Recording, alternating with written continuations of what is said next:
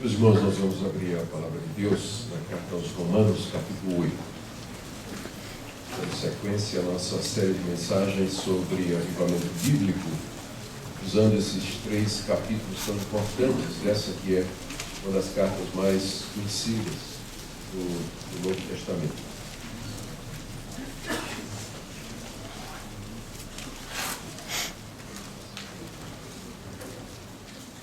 Romanos, capítulo 8. Por gentileza, deixe a sua Bíblia aberta aí, enquanto nós faremos a parte introdutória.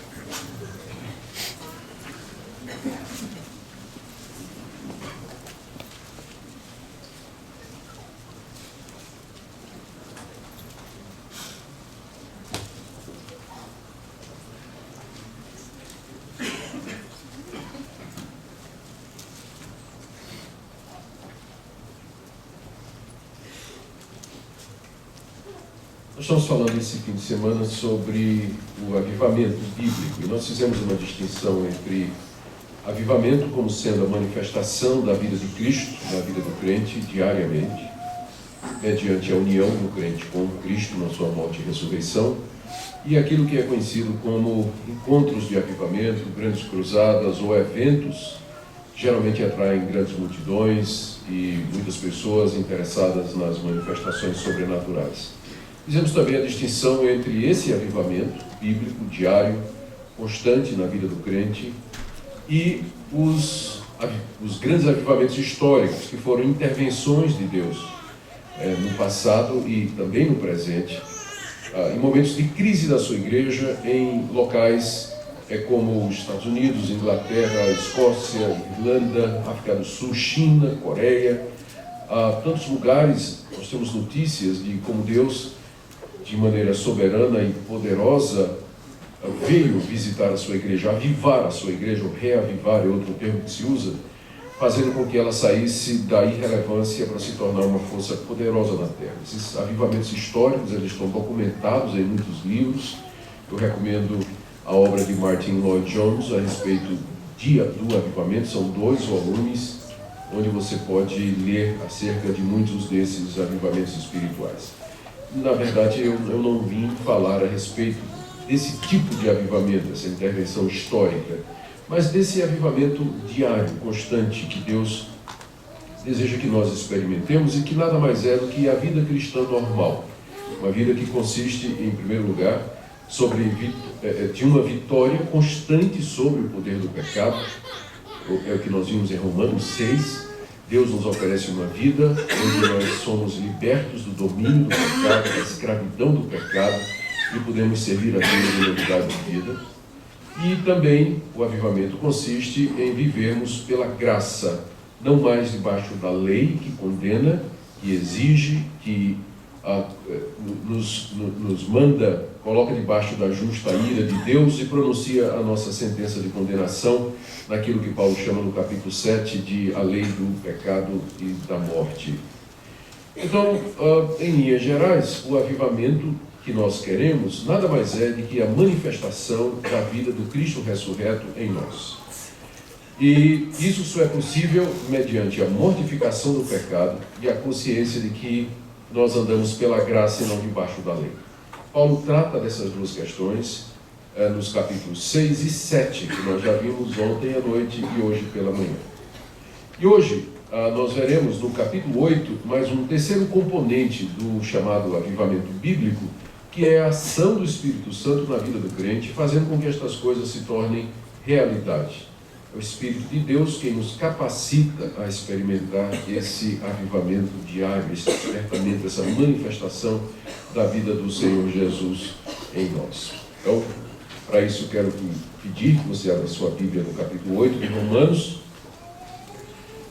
E antes de entrar na exposição dele, vamos nos lembrar do contexto geral em que ele está inserido.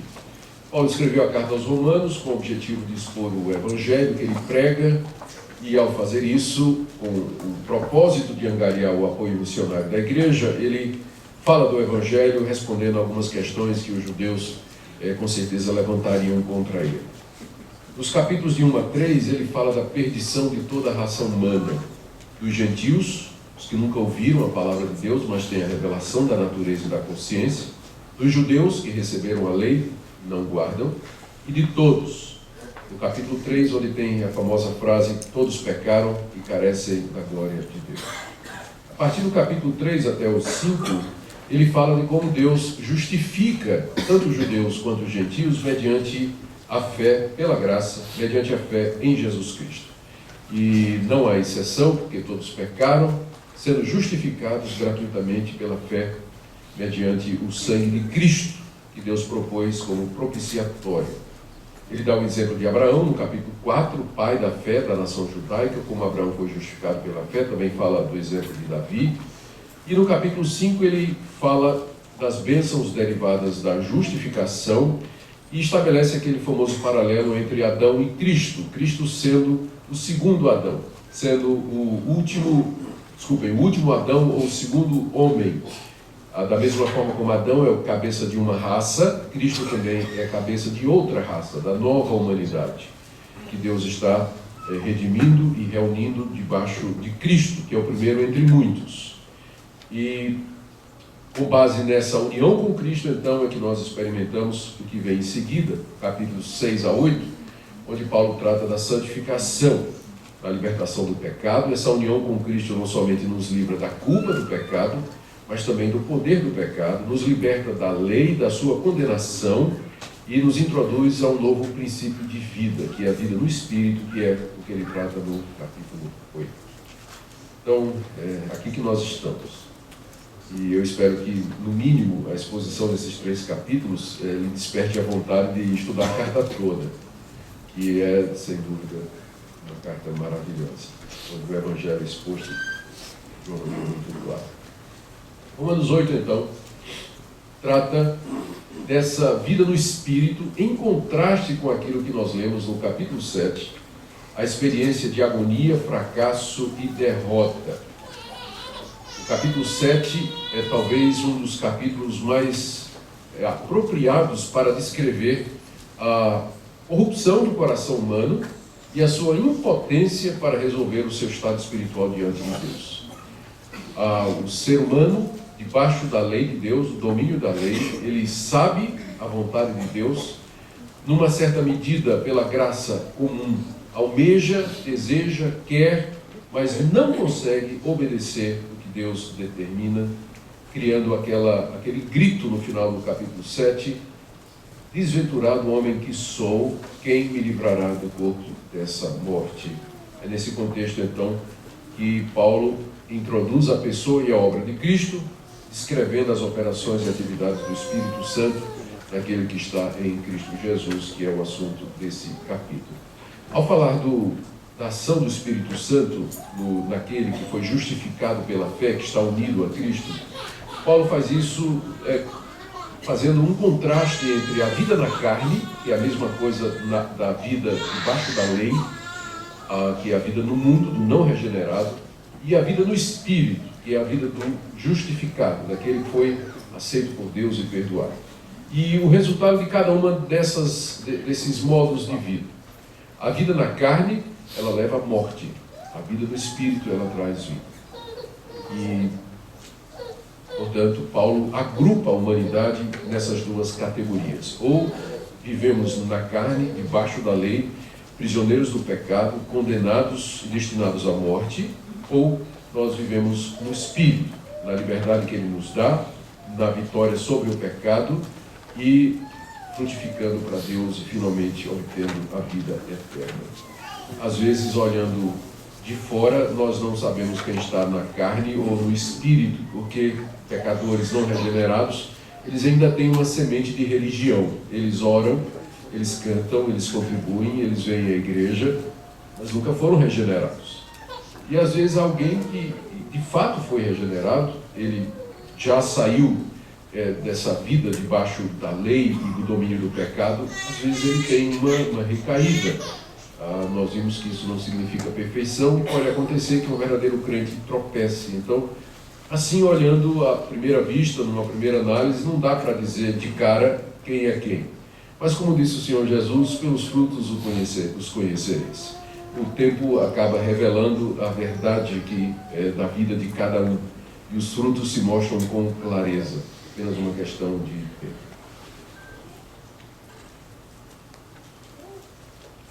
Romanos 8, então, trata das seguintes operações do Espírito Santo. Primeira, a aplicação da obra de Cristo no coração do crente, versos 1 a 4. Segunda, como o Espírito nos inclina a agradar a Deus, de 5 a 8. Terceiro, que Ele habita todo verdadeiro cristão, 9 a 11. Que Ele nos dá o poder para mortificar a carne, a tendência pecaminosa, 12 a 13. Que Ele nos guia como filhos de Deus, 14 a 15. Que Ele testifica da nossa salvação e da nossa herança, 16 a 17. Que Ele nos conforta em meio aos sofrimentos do mundo presente, 18 a 25. Que Ele intercede por nós nas orações, de 26 a 27. O capítulo 8 termina com uma doxologia, aliás, com uma exposição de Paulo diante da obra do Espírito, todo o plano da salvação que foi exposto em Romanos de 1 a 8. São os versos 31 a 39, onde Paulo pergunta: à vista disso tudo, quem poderá nos separar do amor de Deus? Somos mais do que vencedores por meio de Cristo Jesus, nosso Salvador. Nós não teremos tempo de entrar nos versos 31 a 39. Se chegarmos até o verso 30, já teremos avançado. Vamos ver se conseguimos chegar até lá. Muito bem. Lembrando que o fruto do Espírito é paciência, né? Serão misericordiosos. Em primeiro lugar, então, a primeira operação do Espírito que Paulo menciona é a aplicação que ele faz da obra de Cristo no coração do crente. Versos de 1 a 4. Agora, pois, já nenhuma condenação há para os que estão em Cristo Jesus, porque a lei do Espírito da vida em Cristo Jesus te livrou da lei do pecado e da morte. Porquanto o que for impossível à lei do que estava enferma pela carne, isso fez Deus enviando o seu próprio Filho em semelhança de carne pecaminosa e no tocante ao pecado. E com efeito condenou Deus na carne o pecado, a fim de que o preceito da lei se cumprisse em nós, que não andamos segundo a carne, mas segundo o Espírito. Aqui o apóstolo Paulo primeiro fala, ele descreve o estado do crente como sendo o estado de nenhuma condenação. Que promessa maravilhosa, verso 1. Agora, pois, já nenhuma condenação há para os que estão em Cristo Jesus. Não há mais nenhuma condenação. O diabo não pode lhe condenar, o mundo não pode lhe condenar, Satanás não pode lhe condenar, e o que mais importante, nem o próprio Deus lhe condena. Já não há mais condenação para quem está em Cristo Jesus, porque a condenação foi cumprida, foi assumida pelo nosso representante na cruz.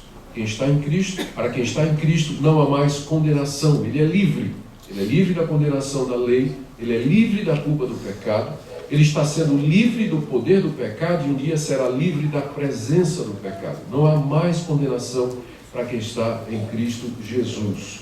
E Paulo define essa pessoa como sendo aquele que anda no Espírito. E a razão pela qual não há mais condenação, verso 2, é porque a lei do Espírito da vida em Cristo Jesus te livrou da lei do pecado e da morte. A lei do pecado e da morte é aquela descrita em Romanos 7. Eu quero fazer a vontade de Deus, eu sei a vontade de Deus, mas eu não consigo, eu acabo pecando e morro. Então, essa lei do pecado que gera a morte é uma lei férrea, é uma lei inquebrantável, ela é uma lei que não termina, ela nos condena. E nós somos livres dela não pelos nossos esforços, mas pela introdução de um novo princípio, que Paulo chama aqui no verso 2 de a lei do Espírito da vida. Deus nos justifica dos nossos pecados, nos une ao seu Filho, e dessa união vem o poder para vencer o pecado e a libertação da lei. Portanto, livres da condenação da lei, do domínio do pecado, nós podemos agora viver sem nenhuma condenação. Livres nesse mundo, livres da ira de Deus e da justa condenação da sua lei. Paulo, no verso 3, explica como é que isso é possível. Ele diz, aquilo que foi impossível à lei, porque estava enferma pela carne, ou seja, a lei é justa e boa, mas a lei não podia justificar o pecador. Não pode, porque ela estava enferma, fraca, por causa da carne. Carne aqui é a pecaminosidade humana. O problema nunca foi a lei. O problema é a carne, é a fraqueza humana. A lei foi dada para pecadores. Portanto, ela nunca poderia salvar pecadores. É impossível a lei se salvar. Então, o que era impossível à lei, Deus fez enviando o seu próprio Filho, em semelhança da carne pecaminosa e com respeito ao pecado. A encarnação de Jesus veio com esse objetivo. Ele se tornou um de nós, um representante da raça humana, e como esse representante na cruz, e como nosso representante na cruz, ele foi feito pecado em nosso lugar. De forma que o que a lei exigia e demandava se cumpre nele, e toda a condenação da lei cai sobre ele. E dessa forma, final do verso 3, Deus, com efeito, condenou na carne de Cristo, como nosso representante, o pecado. Por isso que não há mais condenação para nós. Porque Deus condenou na carne de Cristo o pecado, o nosso pecado. Ele foi à cruz como nosso representante. Ele fez o que a lei não podia fazer. Tentar se salvar pela lei é a mesma coisa de você ir ao médico, tirar uma chapa do raio-x, uma chapa do seu pulmão, mostra lá que você está com tuberculose, e você então vai para casa, leva aquela chapa, faz um chá com ela, e toma o chá da chapa, pensando que aquilo vai curar a sua pneumonia, sua tuberculose. A lei é o raio-x para mostrar a sua situação. Tentar se salvar obedecendo a lei, pelas obras da lei, pela moralidade, por ser certinho, fazer o bem e amar o próximo, é a mesma coisa de você pegar a chapa que revela a sua doença e tentar se salvar tomando um chá dela.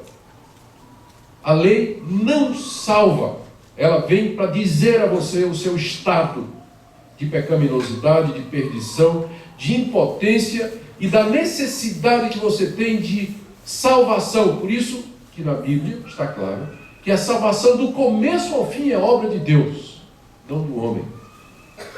O homem não tem como o homem, debaixo da lei, ao menos escolher Deus, querer Deus. A sua vontade está cativa, está presa. Ele não consegue, Romanos 7 diz claramente isso aí.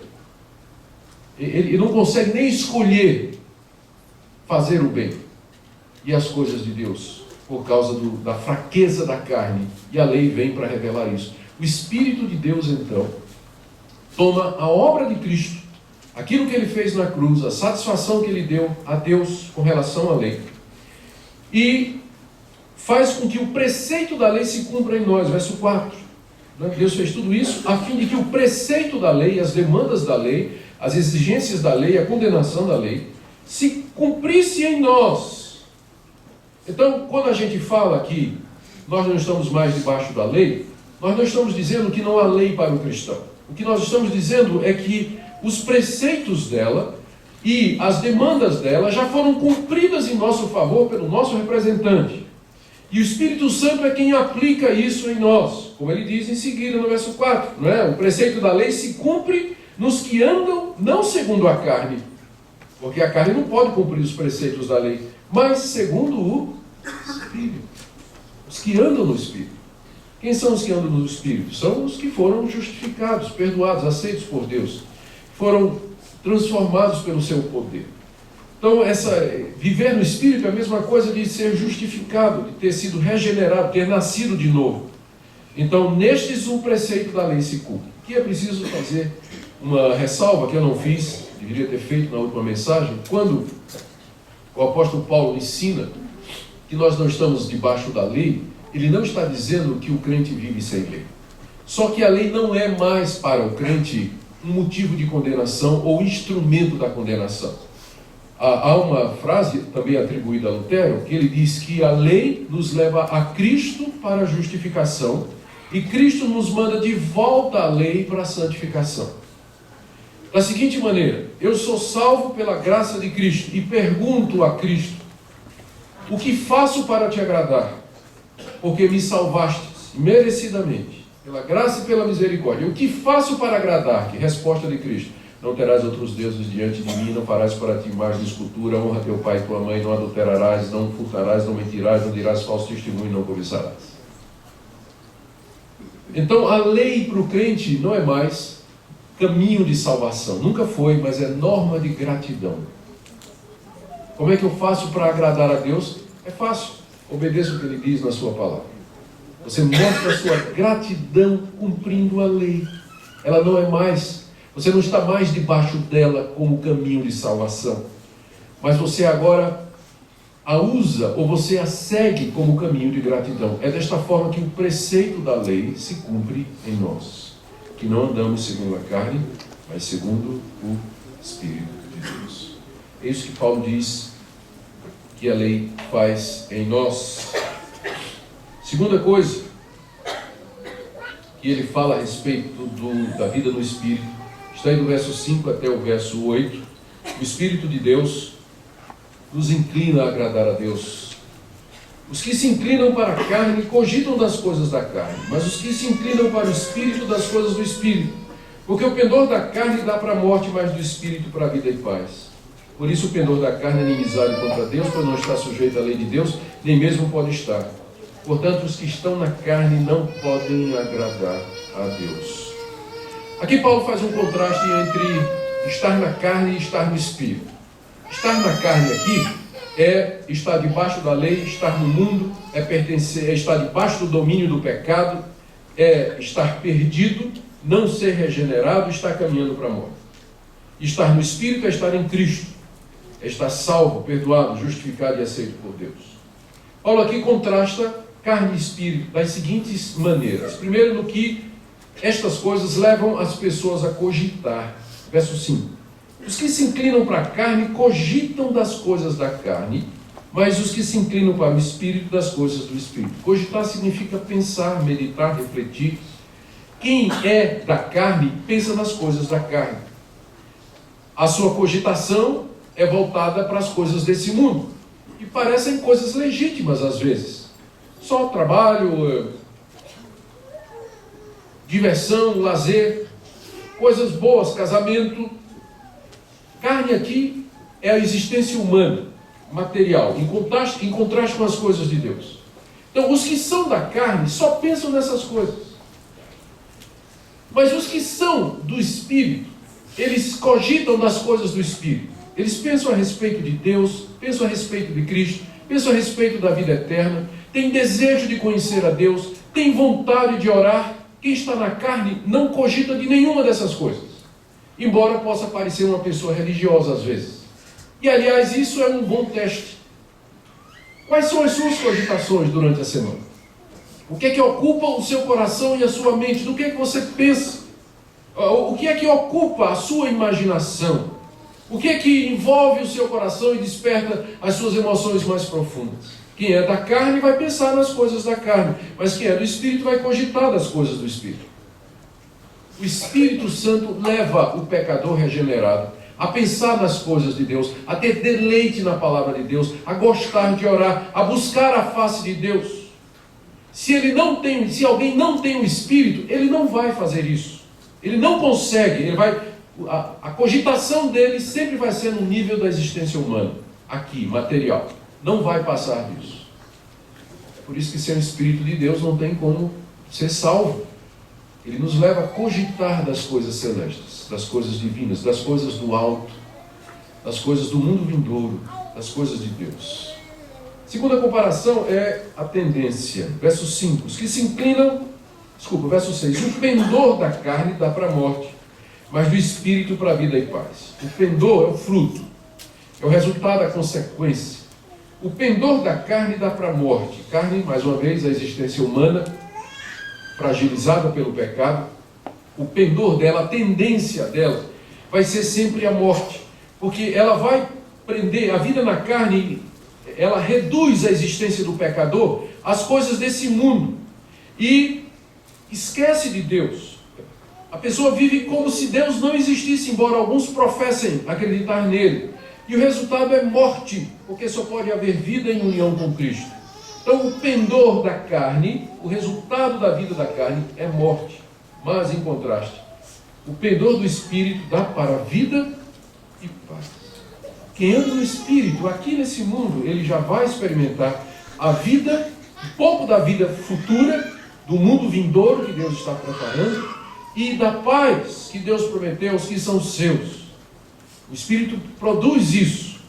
E mais uma vez você pode fazer um contraste entre a vida na carne e no Espírito. Terceiro, o estado decorrente diante de Deus. No verso 7, Paulo diz que o pendor da carne é inimizade contra Deus, pois não está sujeito à lei de Deus, nem mesmo pode estar. Ele faltou completar o contraste dizendo, mas quem está no Espírito não é assim. Mas o contraste está aí. Ele está dizendo que quem está na carne, que o pendor da carne é inimizade contra Deus. Não há neutralidade. Às vezes nós pensamos que pode haver alguma coisa neutra. Não há neutralidade absolutamente em nada da existência humana. Lutero disse que o homem é uma besta, ou está montado por Deus ou pelo diabo. Mas não tem neutralidade nenhuma aí. O pendor da carne, da natureza não regenerada, é inimizade contra Deus. O estado do coração humano não regenerado é de rebelião contra Deus, embora ele disfarce isso com caridade, com bondade, uma capa de honestidade, mas no fundo, o pendor, a inclinação básica do seu coração é contra Deus. Por mais religioso, por mais moralista, bondoso e caridoso que ele possa parecer. E, portanto, e por que isso, verso 7? Porque ele não está sujeito à lei de Deus. Ele está debaixo da lei de Deus, condenado pela lei, mas ele não a obedece, ele não se sujeita, ele não cumpre a lei, ele não a acata e nem mesmo pode estar. Porque é esse o estado do coração humano, de rebelião contra Deus. Embora embaixo do domínio da lei, condenado por essa lei, ele se rebela, ele escoiceia, ele se debate, mas ele não se sujeita a Deus voluntariamente. A não ser que Deus venha e conquiste o seu coração. A não ser que Deus venha e o regenere.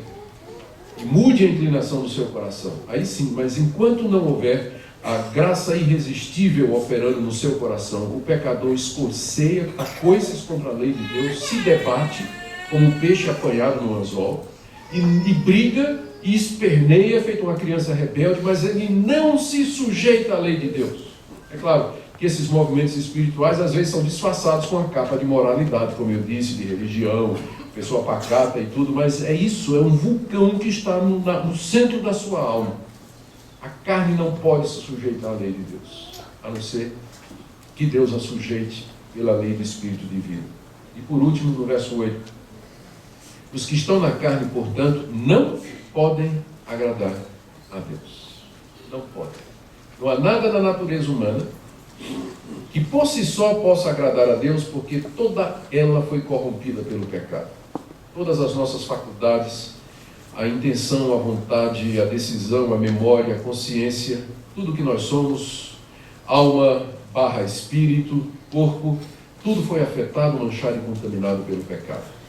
Não há nada no curso da existência humana que mereça de Deus algum favor. O fato de você estar vivo e respirando hoje é só pela graça. Se Deus fosse dar o que você e eu merecíamos, nós já estaríamos destruídos há muito tempo. Portanto, nunca diga a Deus, Deus, eu só quero que o Senhor me dê o que eu mereça. Nunca diga isso. Nunca diga isso.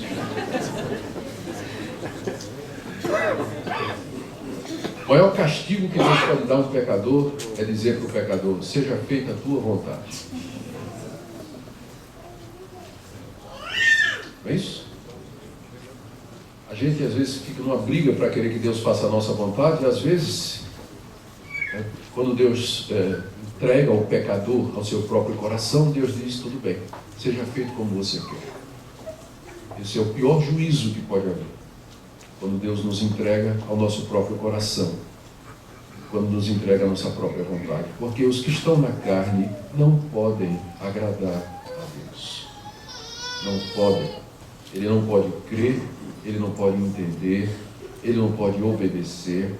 É preciso que Deus venha e soberanamente, graciosamente o regenere, implante o princípio da vida em Cristo Jesus, abra os seus olhos, incline o seu coração, estampe os seus ouvidos, para que ele possa compreender e sair do estado de morte, de letargia, de condenação, que Paulo descreveu tão bem no capítulo 7.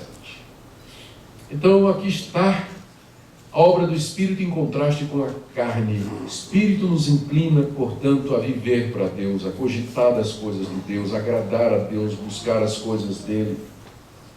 Em terceiro lugar, o Espírito habita todo verdadeiro cristão. Esse ponto é muito importante, versos 9 a 11. Vós, porém, Paulo diz, não estáis na carne, mas no Espírito, se de fato o Espírito de Deus habita em vós. E se alguém não tem o Espírito de Cristo, esse tal não é dele. Se, porém, Cristo está em vós, o corpo, na verdade, está morto por causa do pecado, mas o Espírito é vida por causa da justiça. Se habita em vós o Espírito daquele que ressuscitou a Jesus dentre os mortos, esse mesmo que ressuscitou a Cristo Jesus dentre os mortos, vivificará também o vosso corpo mortal por meio do seu Espírito que em vós habita. Coisa maravilhosa.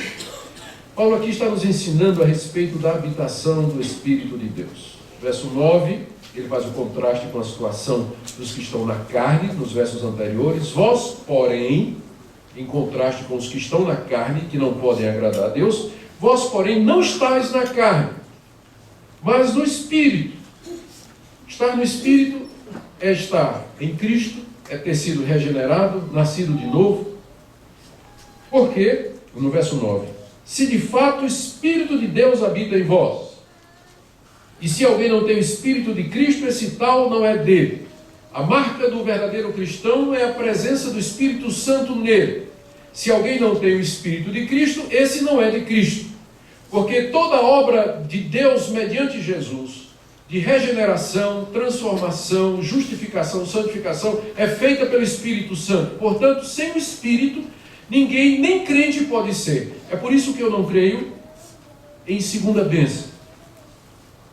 Às vezes as pessoas falam do batismo do Espírito Santo como sendo uma segunda bênção, dando a ideia de que você pode se regenerar, se converter, sem ter o Espírito.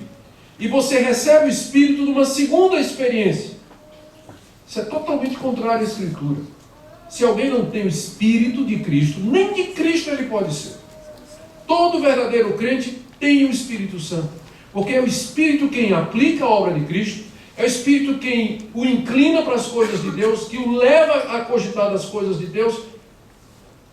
Não estou dizendo que nós não vamos ter experiências com o Espírito Santo. A experiência inicial é a conversão. É essa aplicação da obra de Cristo no nosso coração. É quando somos batizados no Espírito. Quando Ele nos batiza no corpo de Cristo. Quando nós o recebemos. E depois nós temos muitas outras. Não é só uma segunda bênção, não. É terceira, quarta, quinta. Dezenas de bênçãos. Experiências com o Espírito de Deus. Mas sem o Espírito Santo, nem crente você pode ser. Então, por isso, eu creio que essa doutrina, ela priva o crente dessa riqueza, dessa bênção de ter um entendimento. Essa doutrina do batismo do Espírito Santo como uma segunda bênção, ela priva o crente dessa bênção que está descrita aqui. Priva o crente da primeira, né? Da primeira bênção. Saber que ele já tem o Espírito desde a sua conversão. E que ele pode ser cheio do Espírito, ser guiado pelo Espírito, orientado pelo Espírito. Você vê que Paulo aqui, quando fala do crente, ele se refere à presença do Espírito como um fato consumado. Ele não está dizendo, você primeiro se converteu e depois o Espírito veio. Não, é um e só evento, é o mesmo evento. O novo convertido, ele já pode estar cheio do Espírito Santo no dia da sua conversão. No dia da sua conversão. Guiado pelo Espírito, inclinado para as coisas de Deus. Ele é a prova de que nós somos de Cristo. E não só isso. Veja só, ele diz duas coisas aqui, mais com relação à habitação do Espírito. No verso 10, ele diz assim, se porém Cristo está em vós, veja que ele já trocou o Espírito por Cristo, né? É porque é a mesma coisa aqui. Ter o Espírito, ou ter Cristo, no caso é a mesma coisa, porque Cristo se faz presente em nós pelo seu Espírito. Se Cristo está em vós, o corpo, na verdade, está morto por causa do pecado. A nossa natureza pecaminosa, ela está condenada por causa do pecado. Mas o Espírito aqui é o nosso Espírito, o Espírito humano, ele é vida por causa da justiça. A justiça é a justiça de Deus em Cristo, revelada na cruz e aplicada pelo Espírito Santo em nós. Então, nós vivemos essa realidade de morte para o pecado e a vida para Deus mediante a presença do Espírito em nós. Mas, agora o verso 11. Se habita em vós o Espírito daquele que ressuscitou a Jesus dentre os mortos, esse mesmo que ressuscitou a Cristo Jesus dentre os mortos, vivificará também o vosso corpo mortal por meio do seu Espírito em nós, que em vós habita. A presença do Espírito Santo é colocada aqui como a garantia de que um dia nós ressuscitaremos, por um motivo simples. O Espírito que habita em nós é o mesmo Espírito que ressuscitou a Cristo dentre os mortos. Cristo de fato morreu e ele foi sepultado, ele estava morto. Ao terceiro dia, o Espírito Santo de Deus lhe deu vida. E ele recobra a vida. E ele sai da sepultura pelo poder do Espírito de Deus. E esse mesmo Espírito que ressuscitou Cristo dentre os mortos é o mesmo Espírito que Deus concede aos seus filhos. Então, da mesma forma que ele ressuscitou a Cristo, um dia ele também vai nos ressuscitar. Então, a presença do Espírito em nós é o penhor, a garantia que Deus nos dá, de que nós um dia experimentaremos aquilo que Cristo experimentou há 2000 anos atrás. A ressurreição para a imortalidade, para a incorruptibilidade, para a vida eterna, para o mundo novo que Deus está preparando, onde nós viveremos para sempre. Um corpo ressurreto, imortal, onde o pecado não habita, incorruptível e adequado e preparado para a comunhão com Deus por toda a eternidade. A garantia que Deus nos dá disso é a presença do seu Espírito em nós. Ele não somente nos vivifica agora, nos dando vida espiritual, mas vivificará esse corpo mortal que está morto por causa do pecado, ou que vai morrer por causa do pecado. Mas um dia o triunfo haverá de vir pela ação do Espírito de Deus. Vocês notaram que até agora, Paulo está falando de coisas que a gente não ouve muito falar por aí, quando ele está falando do Espírito Santo. Quando as pessoas vão falar do Espírito Santo hoje, profecia, línguas, sinais e prodígios. Paulo não menciona nenhuma destas coisas no capítulo 8. Não é interessante? Ele está descrevendo a obra do Espírito Santo, mas ele não fala de nenhuma dessas coisas. Ele vai falar de coisas que a gente não ouve. Quando o pessoal vai falar sobre o Espírito Santo, o pessoal quer saber de sinais, prodígios, maravilhas, sinal, visão, revelação, cura. Mas, e o pendor do Espírito? E a aplicação da obra de Cristo? E a presença do Espírito? A segurança da salvação? O penhor da ressurreição? Estas coisas não são importantes? Para Paulo elas são mais importantes, tanto é que ele menciona todas elas e exclui as outras. Num capítulo onde ele está tratando da obra do Espírito Santo. Não é estranho isso, não é? Estranho para o cenário evangélico brasileiro moderno? Você tem aqui o grande apóstolo do Espírito. Quando vai falar da obra do Espírito, ele parece que resume as ações do Espírito Santo ao avivamento diário, a vida cristã normal, a vida com Deus. Por que adianta você ter sinais, prodígios, fazer maravilhas, falar em línguas de homens e de anjos, se houver, se você não tem vitória sobre o pecado? Se você não cogita das coisas de Deus? Se você não vive uma vida que agrada a Deus? Paulo pergunta isso em 1 Coríntios 13, não é? Ainda que eu tivesse todos estes dons e não tivesse amor, nada seria. Aqui no capítulo 8 ele se concentra nestas operações do Espírito que, na verdade, consistem na sua ação primordial, essencial e crucial para que Deus reúna um povo para si. Porque sinais e prodígios vão passar um dia, mas estas coisas não. Elas nos preparam para a eternidade. É o caminho de Deus de preparar a nova humanidade. Por isso, é nessas coisas que nós temos que nos concentrar. Se Deus quiser fazer as outras, está na soberania dele. Mas isso aqui é o essencial, é o crucial na vida do cristão. Quarta coisa. O Espírito traz a mortificação da carne, versos de 12 a 13. O cristão, nós já vimos, ele já morreu para o pecado mediante a morte de Cristo Jesus. Mas isso não significa que ele não tenha que mortificar a sua natureza carnal hoje. Veja como Paulo diz, versos 12 e 13. E assim, pois, irmãos, somos devedores, não à carne, como se constrangidos a viver segundo a carne. Porque se viverdes segundo a carne, caminhais para a morte. Mas se pelo Espírito mortificardes os feitos do corpo, certamente vivereis. Nesses dois versículos o apóstolo está dizendo o seguinte: primeiro, que o cristão não é mais escravo da carne e nem é obrigado a viver de acordo com a carne. Verso 12: assim, pois, irmãos, por causa da habitação do Espírito, que foi o que ele falou no verso 11, assim, pois, por conta disso, somos devedores não à carne, como se constrangidos a viver segundo a carne. O cristão não é mais constrangido a viver segundo a carne. Ele não é mais constrangido a obedecer às paixões pecaminosas. Nós já estamos falando disso desde ontem à noite. E avivamento é isso. É a manifestação da vida de Cristo na sua, de tal forma que você não tem que obedecer mais ao pecado.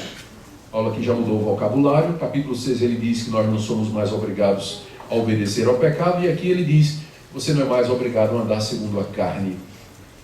Você não é obrigado a fazer o que a carne pede, a seguir as paixões pecaminosas demandadas pela nossa natureza pecaminosa. Nós não somos mais constrangidos. Constrangidos aqui é obrigados contra a vontade.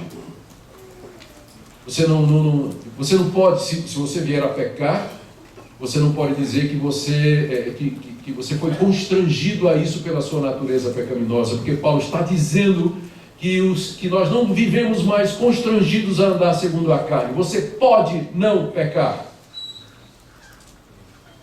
por causa da presença do Espírito Santo em você. Você tem que saber disso, se considerar assim, se oferecer a Deus. Lembra? Romanos 6. Porque você não está mais debaixo da lei, mas da graça. Então, pelo Espírito, você não é mais constrangido a andar segundo a carne. Porque se você viver pela carne, Paulo diz aí no verso 13, você está caminhando para a morte. O cristão não é constrangido a viver segundo a carne. A vida dele não pode ser caracterizada como uma vida marcada pelo pecado. Cristão linguarudo é uma contradição em termos. Cristão mentiroso é uma contradição em termos. Cristão imoral é uma contradição em termos. Não estou dizendo que a gente não peca, infelizmente. Nós ainda, aqui e acolá, cedemos à nossa natureza. Mas o pecado tem que ser um acidente na vida do crente, e não a sua característica principal. Você não pode ser conhecido por ser uma pessoa de pavio curto. Tem alguns que nem pavio tem, pega na pólvora, nem direto. Temperamental, impaciente, grosso, rude. Não. Tem alguma coisa errada. Não é que eventualmente essas coisas não aconteçam, mas a sua vida não pode ser conhecida por isso. Essa não pode ser a sua fama de ser um mentiroso, um preguiçoso, um desobediente, um desonesto, um mulherengo, um impuro. Você não é mais constrangido de viver segundo a carne. Porque se você está vivendo conforme a carne, você na verdade está caminhando para a morte, embora você pense que está caminhando para a vida. Há caminhos que ao homem parecem caminhos de vida, mas ao final são caminhos de morte. A pessoa pode se iludir pensando que é crente, mas pelo fruto conhecereis.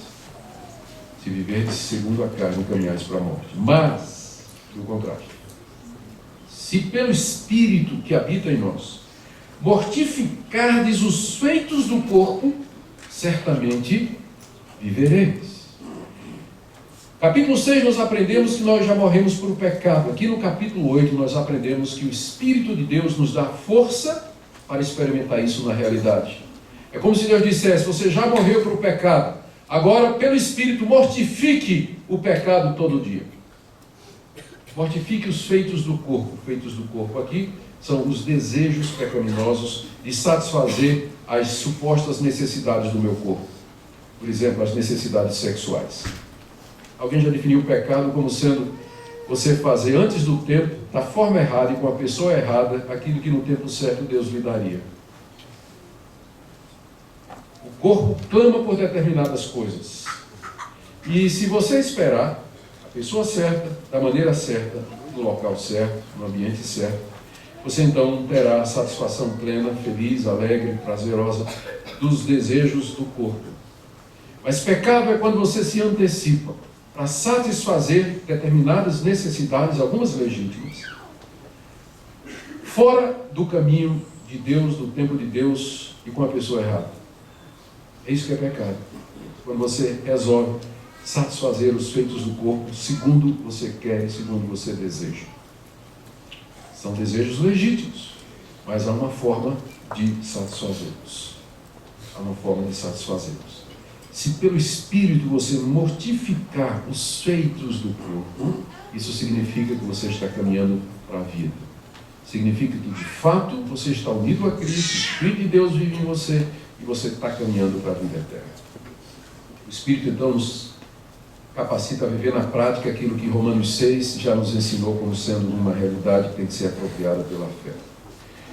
Em quinto lugar, o Espírito de Deus guia o cristão como filho de Deus. A partir do verso 14 ao 15.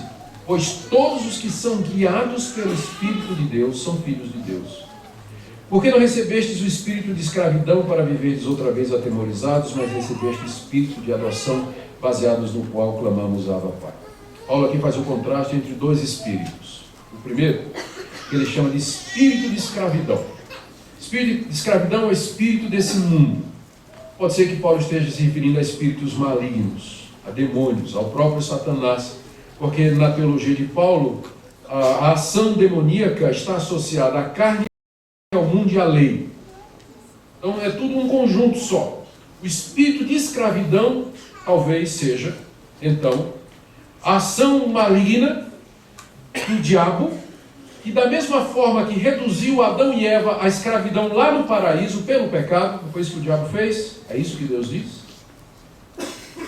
Satanás levou Adão e Eva à escravidão do pecado, levando-os a desobedecer a lei, e eles se tornaram escravos. Percebem a conexão entre tudo isso?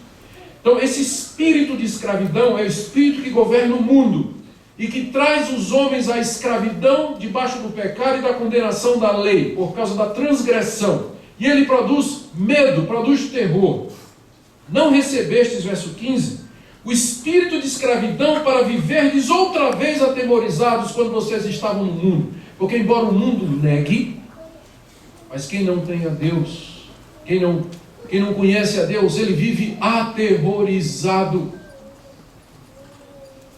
E ele procura amenizar o medo na bebida, nas drogas, no sexo, no trabalho, em tantas outras coisas que o mundo e a tecnologia moderna oferece, para que ele não pense, para que ele não reflita, para que ele não ouça a sua consciência. Porque se o homem sem Deus parar para ouvir a voz da consciência, da razão, escutar o seu coração, que alguém já disse que é a lâmpada de Deus, o coração do homem, é a consciência dele. Se ele parar para ouvir, ele vai sentir terror,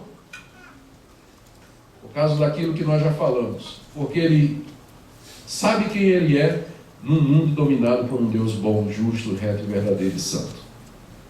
Então, terror, medo, pavor, que se revela em fobia, angústia, suicídio, desequilíbrio e tantas outras coisas aí que a psicologia e outras ciências tentam categorizar como diversas patologias. Não estou dizendo que não exista, mas o fundo disso é esse temor, essa angústia do homem sem Deus,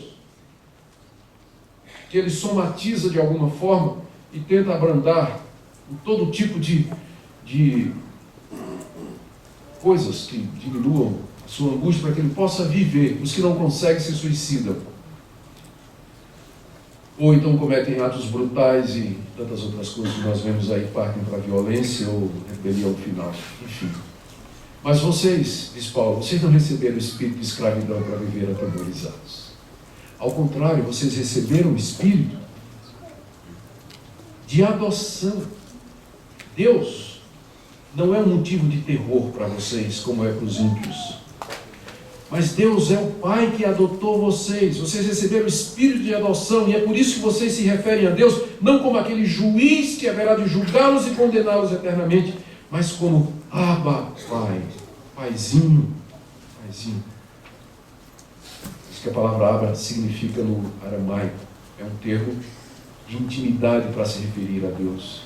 É o Espírito Santo que nos faz ver Deus de uma maneira diferente. Ele não é mais o juiz, o Deus terrível, cheio de ira, pronto a esmagar a minha vida por causa das minhas iniquidades, mas Ele é o Pai que me adotou, que mandou seu Filho unigênito morrer por mim. Por isso eu me dirijo a Deus como Pai, eu não tenho mais medo dEle, mas na verdade eu me aproximo dEle, anseio pela proximidade dEle, e o chamo de Pai. É a diferença entre a carne e o espírito, entre o mundo e a vida em Cristo, entre o espírito de escravidão e o espírito de vida, o Espírito Santo que habita em nós. Os que são guiados pelo Espírito de Deus, eles se dirigem a Deus como Pai, Paizinho. É claro que muita gente exagera isso aqui para dizer que nós precisamos assim, ter uma intimidade com Deus que beira a superficialidade, né? Chamar Deus, como Baby Consuelo do Brasil estava chamando Deus de uma coisa fofinha, né? A coisa mais fofinha do Deus. O fato de que Deus é seu Pai não quer dizer que Ele deixou de ser o seu Rei. Ele é seu Pai, mas Ele é o Rei do Universo. Ele é o Criador e Senhor de todas as coisas. É possível você amar a Deus e se sentir íntimo dEle e ao mesmo tempo respeitá-lo e temê-lo no bom sentido. Não ter medo, porque já não há mais condenação. Não temos medo, mas há uma diferença entre medo e temor. Temor é respeito. Você pode amá-lo, se aproximar dele, mas saiba que ele é Deus, cale-se diante dele toda a terra. O Espírito de Deus nos leva a ver Deus de uma forma diferente de como antes as pessoas enxergavam a Deus. Vejam as religiões que eles inventam. Os deuses que eles criam a sua própria imagem é reflexo do terror que eles sentem. Mas o Deus que se revela a nós na Escritura é o Deus que em Jesus elimina todo o temor e nos chama a essa comunhão preciosa com Ele. Vamos continuar, estamos chegando. Sexto, o Espírito testifica da nossa salvação e da nossa herança. Verso 16, o próprio Espírito testifica com o nosso Espírito que somos filhos de Deus. Se somos filhos, somos também herdeiros, herdeiros de Deus e co-herdeiros com Cristo. Se com Ele sofremos, também com Ele seremos glorificados. Os teólogos dizem que tem duas formas de você ter a certeza da salvação. Uma questão é você ser salvo, você está justificado. A outra é você ter certeza disso. É possível alguém ter sido salvo, ter a fé verdadeira, mas por algumas razões ele ter essa fé, essa certeza abalada. Então a certeza de salvação não significa salvação necessariamente, porque é possível uma pessoa ser salva e ela passar um período em que ela esteja questionando a sua própria salvação. Às vezes por causa de um pecado que feriu a consciência, às vezes porque o próprio Deus o entrega, aquilo que os puritanos chamavam da noite da alma. É quando Deus entrega o seu filho às incertezas para ver o que há no coração dele. Como por exemplo o que aconteceu com Jó. Deus às vezes permite isso. Jó chega a questionar, a perguntar a Deus o porquê daquilo tudo e amaldiçoar o dia que nasceu. Não é? Então, às vezes acontece que a pessoa de fato é salva. Ela tem a fé salvadora, mas essa fé ela é abalada, ela é estremecida por vários fatores. Então, a certeza da salvação ela vem em primeiro lugar de uma conta que você faz. Você já chegou na rodoviária e já viu, dizendo assim, procura-se, pessoa desaparecida. E tem um retrato lá de uma moça, um rapaz, uma criança, não é isso? Está perdido. Então você tem aquele retrato, porque se você encontrar aquela face na multidão, você vai associar e vai dizer, é aquela pessoa. A Bíblia nos dá um retrato do salvo. Aqui mesmo nós já vimos, não vive na carne, ele cogita das coisas do Espírito, ele vive para agradar a Deus, ele não é mais escravo do pecado. Esse é o retrato do salvo. E você então se olha ali, e se você se reconhece ali, você faz a conta e diz, olha, eu, ainda que imperfeitamente, amo a Deus, quero viver para Deus, quero agradar a Deus, penso nas coisas de Deus. A Bíblia está dizendo que quem faz isso é filho de Deus, logo, eu sou filho de Deus. É uma conta. Então, essa é uma das maneiras que a gente sabe que a gente está, de fato, salvo. Porque percebemos em nós o resultado da operação do Espírito Santo. A santificação, a mudança de vida, o apego às coisas de Deus, o nojo pelo pecado, a raiva contra o pecado, o ódio contra a iniquidade em mim e nos outros. Eu não amo mais o pecado como amava antes, então eu vejo estas coisas e então me convenço com esse raciocínio de que eu sou filho de Deus. Então é possível você chegar a ter certeza de salvação por isso. Mas há um outro nível de certeza que Calvino chamava de o testemunho interno do Espírito Santo. E que é um nível mais profundo e que não envolve um cálculo, mas é simplesmente quando o Espírito Santo, como Paulo diz aqui, testifica com o nosso espírito lá dentro, portanto não é uma coisa que passa tanto pelo intelecto, mas é uma persuasão interior que o Espírito Santo dá ao regenerado de que ele é filho de Deus e que está acima de qualquer outra coisa. É uma convicção íntima, profunda. Eu gosto de contar uma experiência que eu passei para ilustrar isso. Quando eu tinha 40 e poucos anos, há muito tempo, né? Fui fazer o meu doutorado em interpretação bíblica nos Estados Unidos, e lá a universidade exigia que eu passasse um tempo estudando numa universidade liberal, onde os professores não acreditavam em Deus nem nada, para que eu pudesse conhecer o outro lado, conhecer bem o outro lado. E aí resolvi ir para a Holanda, onde havia uma faculdade de teologia muito antiga, que era reconhecidamente liberal. Para vocês terem ideia, o professor que foi o meu orientador, ele havia proposto no sínodo da Igreja Reformada da Holanda que a igreja rejeitasse a doutrina de que Cristo morreu pelos nossos pecados. Ele dizia que Cristo, na verdade, morreu para nos dar um exemplo e como nós devemos morrer para agradar a Deus. Mas que Cristo não morreu para salvar absolutamente ninguém. Nós nos salvamos pela nossa auto-entrega a Deus. Esse foi o meu orientador. Então ele passou uma lista de livros para ler, só alemão e italiano, que são reconhecidamente muitos católicos da teologia, da ala liberal da Igreja Católica, gente que não acreditava, gente que era agnóstica, nem tinha certeza se Deus existia, mas fazendo teologia, e atacando a Bíblia, os milagres da Bíblia, a autoridade da Bíblia, a autoria bíblica e tudo mais. E ele passou uma pilha de livros assim, disse: você tem tantos meses, leia e faça uma resenha e me apresenta tudo isso aí. E durante meses eu tomei esse veneno. Comecei a ler. E eles argumentam bem. Eles argumentam muito bem. E são pessoas cultas, vem de Oxford, vem de Harvard, vem de Princeton, vem da Universidade Livre de Amsterdã, pessoal de PhD, DDD, TNT, OTD, tudo que é título que você imaginar, esse pessoal tem. Comecei a ler e de repente senti o chão faltando embaixo dos meus pés. E aí eu comecei a sentir o vento soprando forte. E aí eu não conseguia mais orar. Durante um mês, eu só me ajoelhava na cama, ao lado da cama, para tentar orar. Eu não conseguia porque eu não tinha certeza de que tinha alguém do outro lado para me ouvir. Um mês, escutando os argumentos daqueles homens. Faltou isso aqui para eu virar ateu.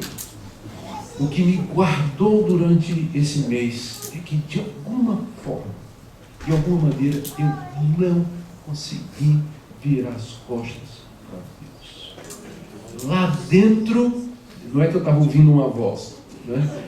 Lá dentro, a vozinha dizia: você é meu, você é meu. O que me segurou foi isso aí. No fim desse tempo, encontrei um professor muito firme, muito bom, muito capacitado, que disse: professor, eu estou com essas dúvidas aqui. Ele disse: leia isso aqui, isso aqui, isso aqui. Esse pessoal tem o mesmo PhD desses doidos aí e eles vão dar a resposta para você.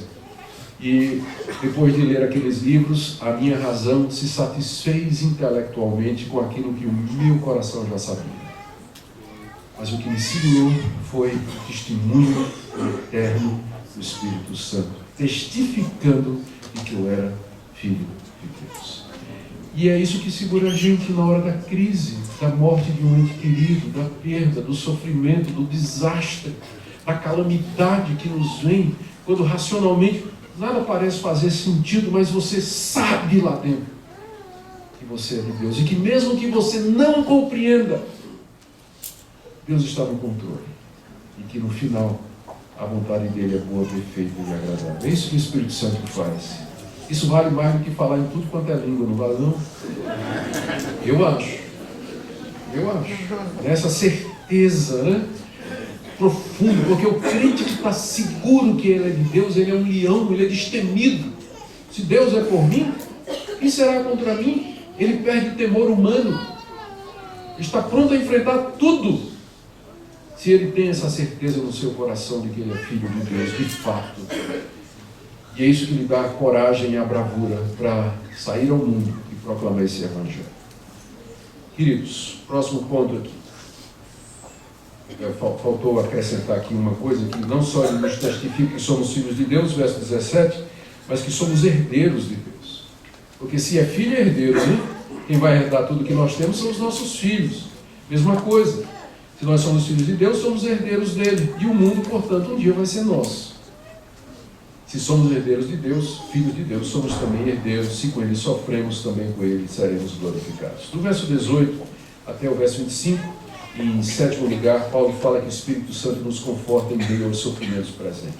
Porque para mim tenho por certo que os sofrimentos do tempo presente não podem ser comparados com a glória a ser revelada em nós. A ardente expectativa da criação aguarda a revelação dos filhos de Deus. Pois a criação está sujeita à vaidade, não voluntariamente, mas por causa daquele que a sujeitou. Na esperança de que a própria criação será redimida do cativeiro da corrupção para a liberdade da glória dos filhos de Deus. Porque sabemos que toda a criação a um só tempo geme e suporta angústias até agora. E não somente ela, mas também nós que temos as primícias do Espírito, igualmente gememos em nosso íntimo, aguardando a adoção de filhos, a redenção do nosso corpo. Porque na esperança fomos salvos. Ora, esperança que se vê não é esperança, pois o que alguém vê, como espera. Mas se esperamos o que não vemos, com paciência o aguardamos. Paulo diz aqui no verso 23 que nós temos as primícias do Espírito. O que são as primícias? As primícias eram os primeiros frutos que eram levados dos campos para o mercado e oferecidos como uma amostragem da colheita que seria feita.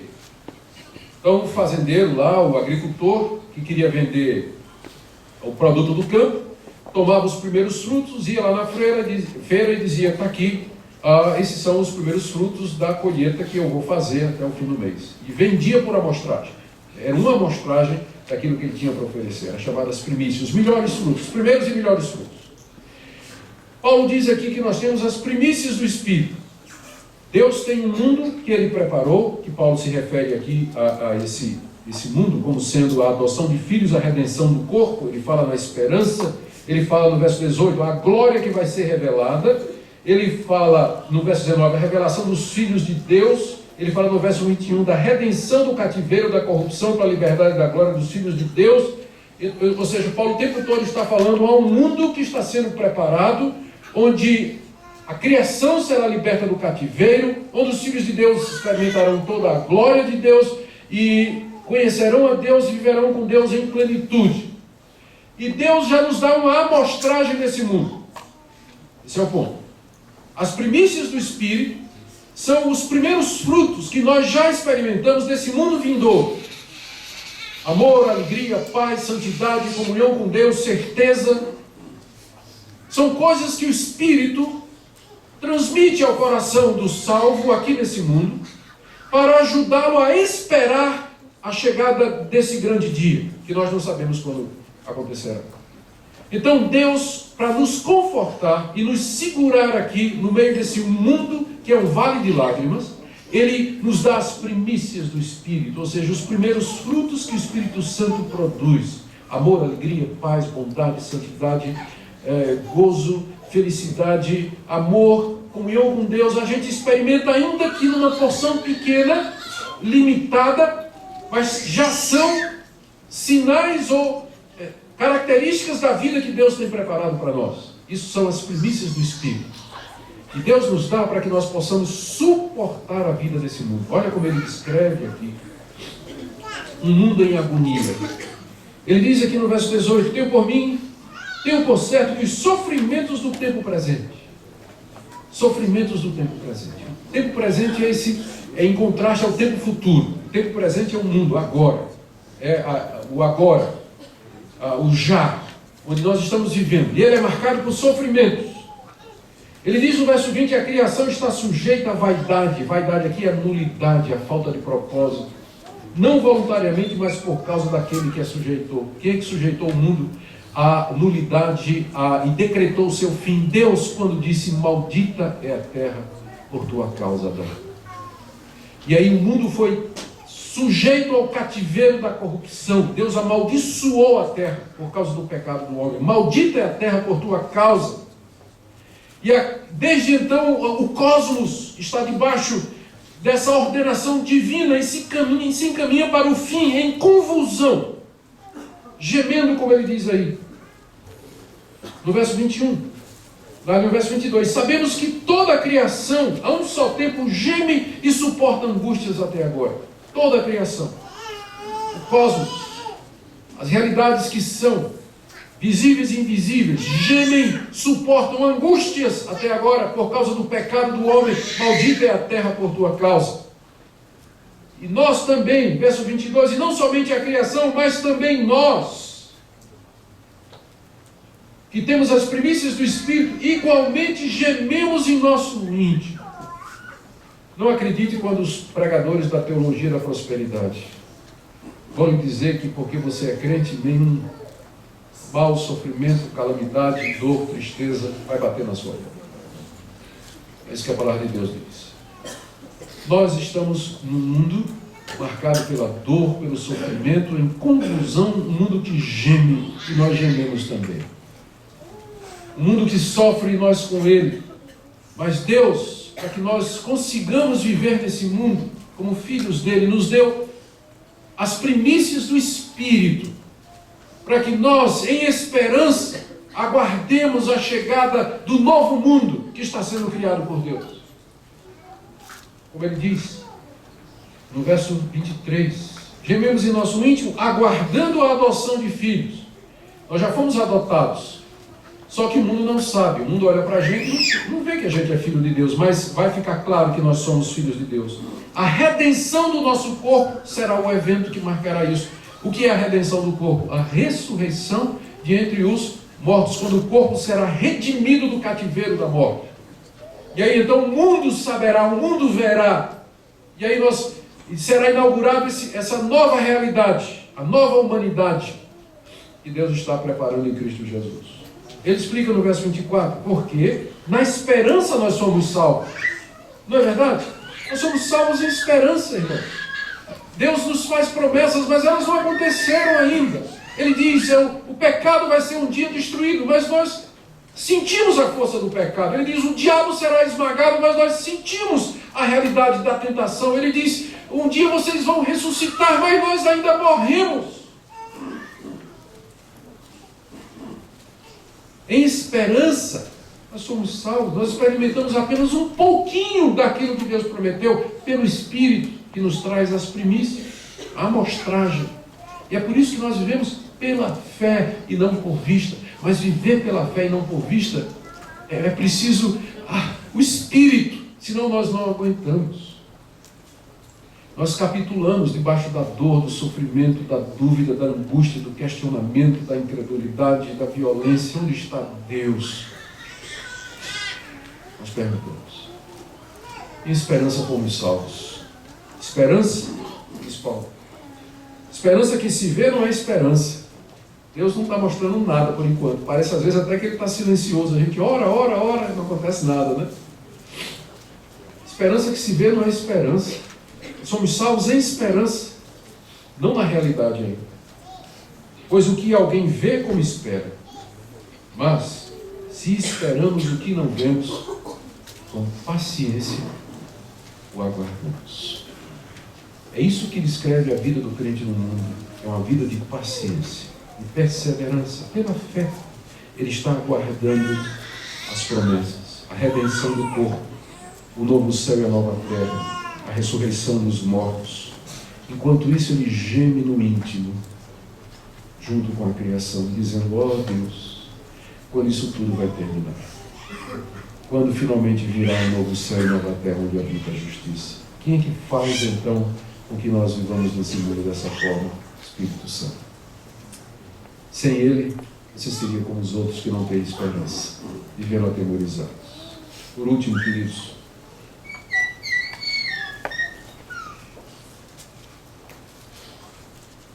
o Espírito intercede por nós no meio desse sofrimento. 26 até 30. Também o Espírito semelhantemente nos assiste em nossa fraqueza, porque não sabemos orar como convém, mas o mesmo Espírito intercede por nós sobremaneira com gemidos inexprimíveis. Aquele que sonda os corações sabe qual é a mente do Espírito, porque segundo a vontade de Deus é que ele intercede pelos santos. Sabemos que todas as coisas cooperam para o bem daqueles que amam a Deus, daqueles que são chamados segundo o seu propósito. Porquanto os que de antemão conheceu, também os predestinou para serem conformes à imagem de seu Filho, a fim de que ele seja o primogênito entre muitos irmãos. Os que predestinou, esses também chamou. Os que chamou, esses também glorificou. E aos que justificou, os que chamou, esses também justificou, e aos que justificou, esses também glorificou. A última coisa que Paulo menciona com respeito à ação do Espírito é o que ele chama da intercessão do Espírito, no verso 26, que ele introduz dizendo que nós não sabemos orar como convém. Nós não sabemos orar como convém. Puxa, Paulo era fraco, então, né? Porque hoje em dia a gente ouve gente, não somente, a gente ouve gente decretando, né? Determinando. Paulo diz que a gente não sabe nem orar como convém, tem gente que decreta, tem gente que determina. Que diz a Deus, diz: Deus, eu quero assim. Eu quero uma mulher loura, de olho azul e formada na UNB, para me sustentar quando eu me aposentar. Certo? Não já ouviram gente dizendo assim, que você tem que dizer a Deus exatamente o que é que você quer? Esse é o segredo da oração eficaz? Paulo diz que nós não sabemos orar como convém. Todo crente verdadeiro sabe que Paulo está certo. A gente não sabe orar como convém. Quanta bobagem a gente já pediu a Deus, e graças à sua misericórdia ele disse não. Não é verdade? A gente não sabe, a gente não conhece a situação toda. Você vai orar para uma situação de conflito, você não sabe o que dizer, você não sabe quem está certo, quem está errado, você não sabe os motivos, você não conhece os corações, você não sabe nem o que pedir em determinadas circunstâncias. Nós não sabemos orar como convém, por causa da nossa limitação. Porque somos criaturas limitadas, não somos oniscientes, onipresentes, nem onipotentes. E além disso, somos pecadores. As nossas orações são egoístas, são voltadas para nós, para os nossos interesses. Se Deus fosse responder às nossas orações pelo mérito delas, nenhuma seria respondida. Tiago diz: pedis e não recebeis, porque pedis mal, para gastardes nos vossos prazeres. Nós não sabemos orar como convém, mas temos que orar. E é aqui que entra o Espírito Santo. Paulo diz aqui que ele intercede por nós com gemidos inexprimíveis. Vocês notaram que tem 3 menções a gemidos aqui na passagem, não é? Primeiro ele diz que o mundo geme, depois ele diz que nós gememos no íntimo, e agora ele diz que o Espírito geme. O Espírito Santo, gemendo em nós, intercede para que nossas orações cheguem a Deus da forma correta. Deus conhece qual é a mente do Espírito. O Espírito interpreta as nossas orações para Deus. E Deus as recebe na forma correta, porque foi por ordem do próprio Deus que o Espírito Santo veio habitar em nós e levar as nossas orações à presença dele. De forma que nós temos a oração respondida, porque nós temos um mediador ao lado de Deus que intercede por nós. Um de nós, um homem, sentado à direita de Deus, intercedendo por nós. E nós temos um mediador dentro de nós. A gente ora tão ruim que é preciso 2 mediadores. Um à direita do Pai, que intercede por nós, e um em nós, que é o Espírito Santo, que intercede com gemidos inexprimíveis. Feito um menino que chega da escola em casa, todo feliz da vida, quer dar um presentinho para papai, passa pelo jardim para fazer um buquê de flores e sai pegando flores. Aí pega urtiga, rosa, mistura tudo, vai levando, a mamãe chega, pera. Né? Chega no pai só as rosas. É o papel do Espírito. Você começa a orar, o Espírito chega ao Pai, a oração certa. Ele intercede por nós com gemidos inexprimíveis. E Deus conhece a intenção do Espírito. Deus realiza o seu querer e a sua vontade através das orações do seu povo, porque Ele próprio já mandou o Espírito Santo com esse objetivo.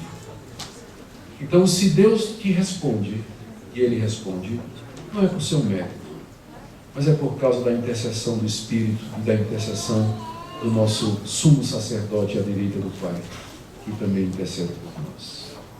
E Paulo diz aqui, concluindo, que não somente o Espírito, verso 28, mas nós sabemos que todas as coisas, não somente o Espírito Santo, mas todas as coisas cooperam para o bem daqueles que amam a Deus.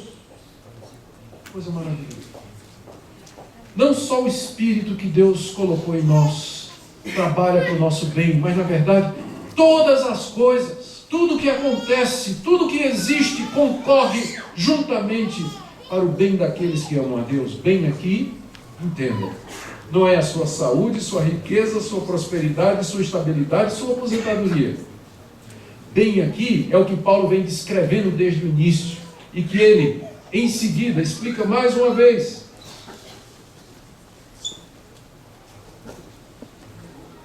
Final do verso 28.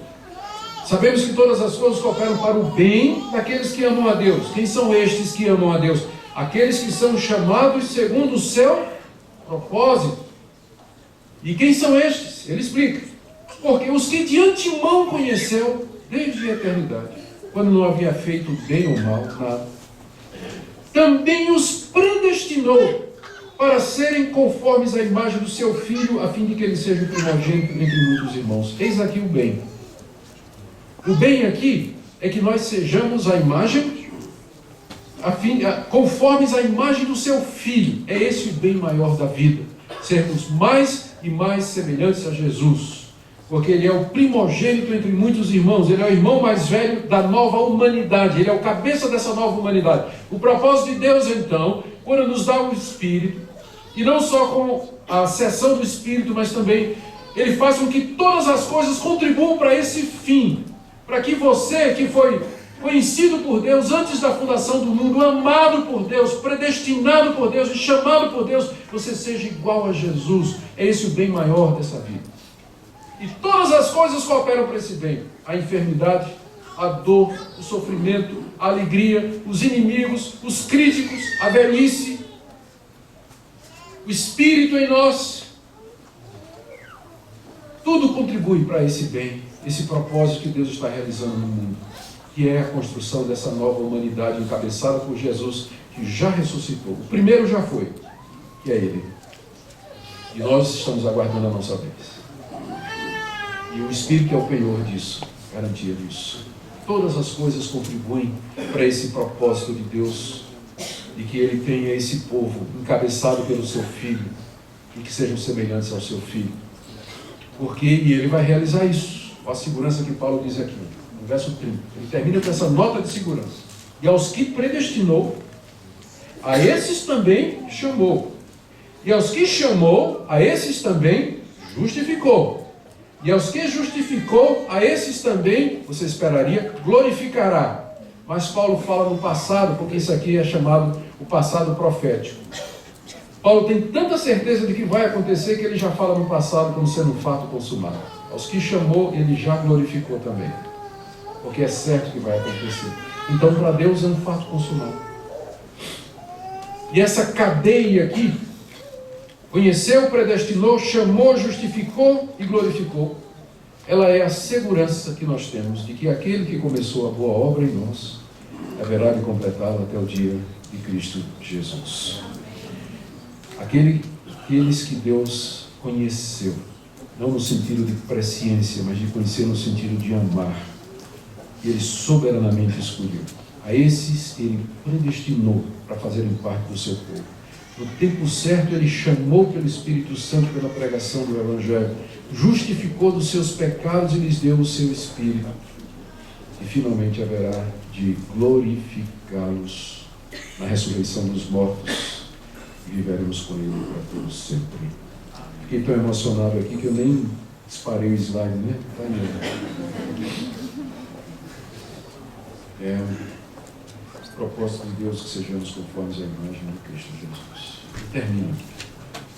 E termino dizendo: avivamento é isso. É você experimentar isso aqui todo dia.